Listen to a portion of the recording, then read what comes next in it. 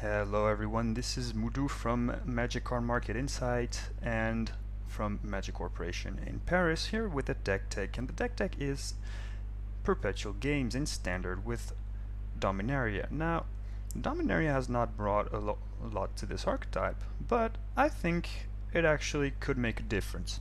So, the name of the deck is based on Perpetual Timepiece, a card that hasn't seen a lot of standard play so far.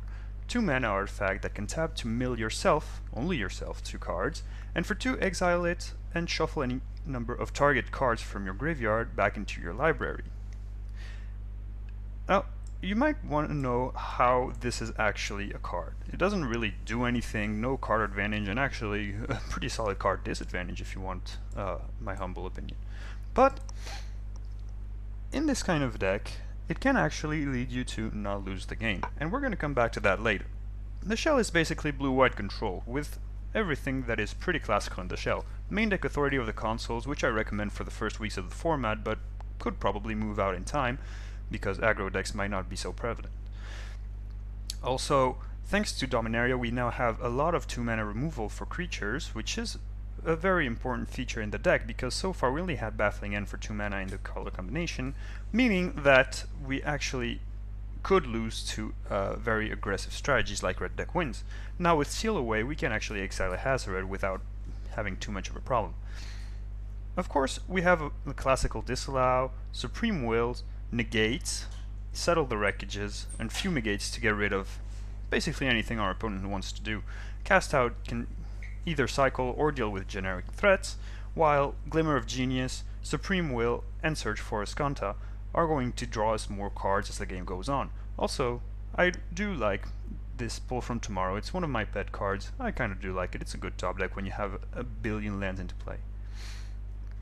But this is the entire deck, and with 26 lands, which only a Memorial of Genius and Hypno Rivulets as utility lands, you might notice something with the deck.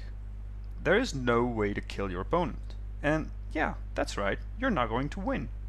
The whole point of the deck is to not lose. And you can pretty easily do that. You have a lot of removal, which is more or less generic. You have a lot of counter spells, which then again can deal with more or less anything.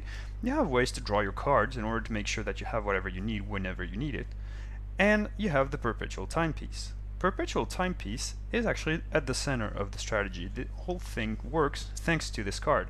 So how does it work? You're going to win by milling your opponent out, but Perpetual Timepiece does not mill your opponent, it can only mill you. So what you're going to do is you're going to play this on turn 2, the same way you would a Search for Escanta. But instead you're going to do this, and you're going to mill yourself to a turn each turn. You're going to try and survive. Do note that this ability does not require mana, which means that you can probably just mill yourself out for free while you're actually playing the rest of the game out with other cards. Now, once you've milled yourself successfully, it's actually pretty awkward, right? You don't want to mill yourself, you're going to lose if you draw a card. But that's when the second ability comes in. You exile the Perpetual Timepiece and you shuffle any number of target cards from your graveyard into your library. Now, let's say you've milled about 15 lands, and you have the rest in play, and the rest of it is spells. Now, if you shuffle all the spells and none of the lands back into your deck, you're actually going to have a deck that is full of counterspells and removals, which your opponent will not be able to beat. You don't have to fear the top deck land anymore, you don't have to fear any bad top deck, because you'll only have whatever you need thanks to the Perpetual Timepiece. So this is the whole point of the deck. You want to set up a library that is filled with only relevant cards. And the sooner you get there, the better, which is why Hypno Rivulet is going to mill you. It could mill your opponent, of course, it could end up your opponent, but more often than not, you will mill yourself with it. Do know though that there are 2 Perpetual Timepiece.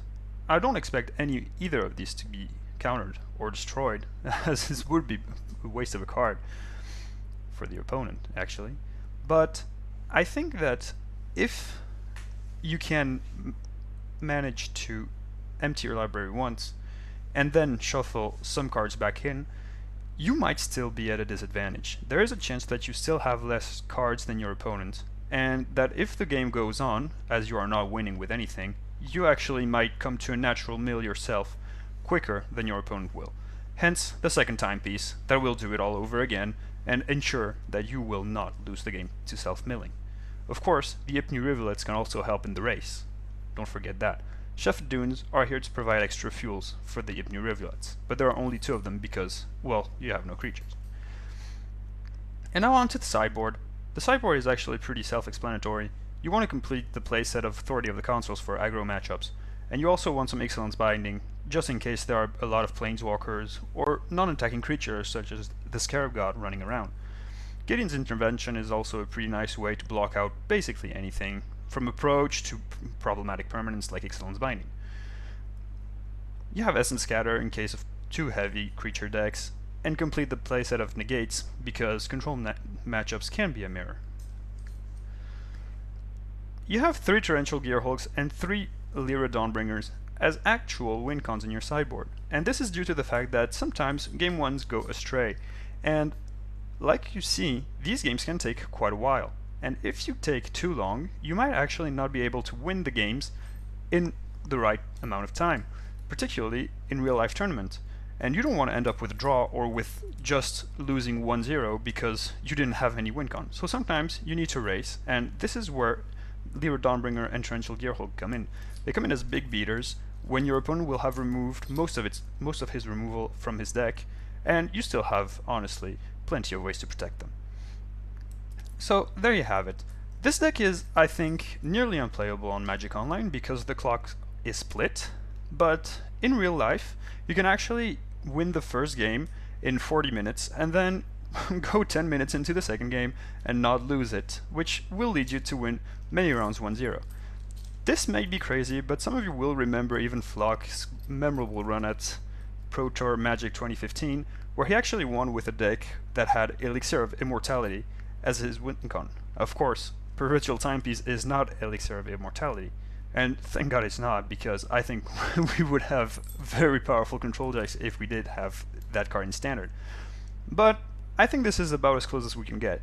And honestly, this blue-white control actually works. I've tried it for a long time, but thanks to Seal Away being new to the format, we actually have the requisite amount of early removal in order to not die to aggro strategies. And we also have the card draw engines and the counterspells to resist the slower strategies. Anyway, I hope you've enjoyed this deck, and if you like it, leave a comment, subscribe to my page, do anything you like. Really, I appreciate any feedback, and if you want more of these deck techs, then I'll be very happy to bring you some. So,